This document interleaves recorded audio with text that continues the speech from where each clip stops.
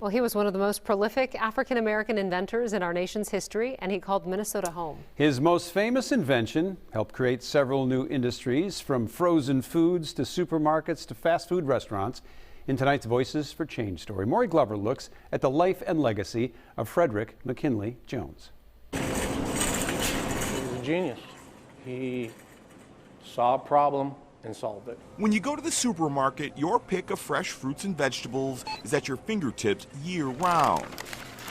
But did you know an African-American inventor from Minnesota is responsible for creating the technology that makes that possible? Flowers in the middle of winter, pineapples, coconuts.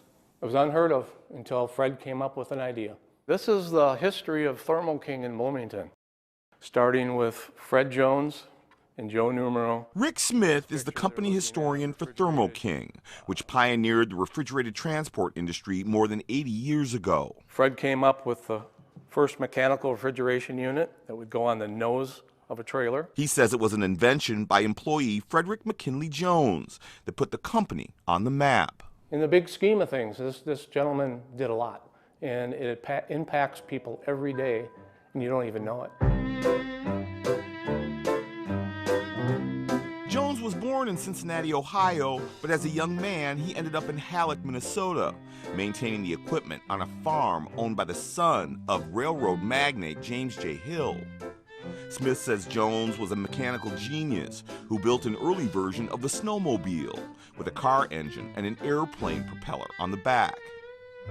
He also raced cars, but he often came across bigoted drivers who didn't want to compete against him because of the color of his skin. He was good at what he did. He knew how to build a car, he knew how to race the car, and he did all the mechanics on it and everything, which was, again, was unheard of at that period of time. Fred did it all. After serving in World War I, Jones taught himself electronics and created a device to combine sound with motion pictures for the small theater in town.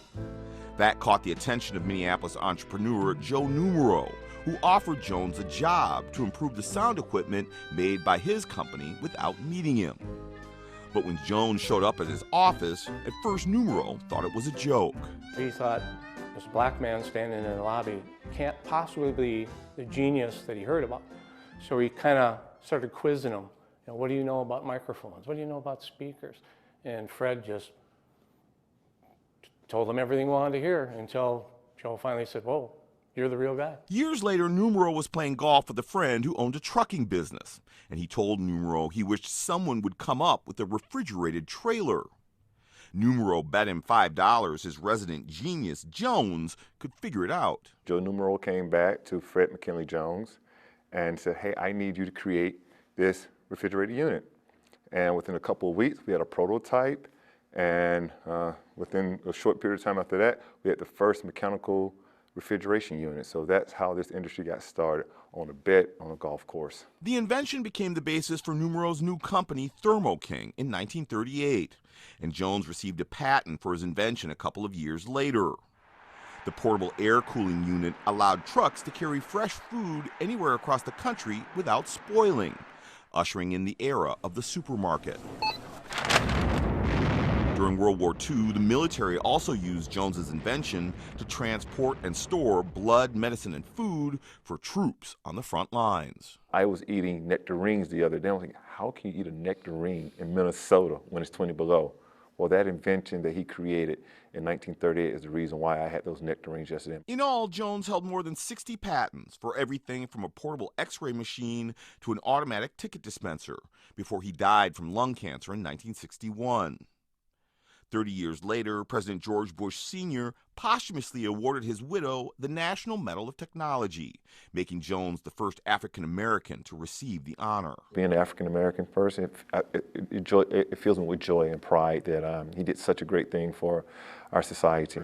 This is the actual first unit created in 1938. A refurbished version of Jones's most prominent achievement is on display at Thermo King headquarters, and later versions are still being used to transport life-saving vaccines during the pandemic today, further cementing Jones's legacy for future generations as the king of cool. We talk about all these great things that are happening now, the Googles and the Microsofts. Well, I say, hey, Fred Jones started something very important back in 1938, and we all are benefiting from it today. For Voices for Change, Maury Glover, Fox 9. Incredible story. Our produce section would not look the The whole same. world would look differently, at least at a later point. I mean, 1938 when he was coming up with this stuff. Yeah, think about all the refrigerated cars on trains and on the roads, and That was probably one of the most enlightening voices for change that we've put on the air so far. yeah, that's all good. the way up in northern Minnesota, inventing a snowmobile. It was an odd looking thing, but But it worked. Still did. Even in the dead of winter, we're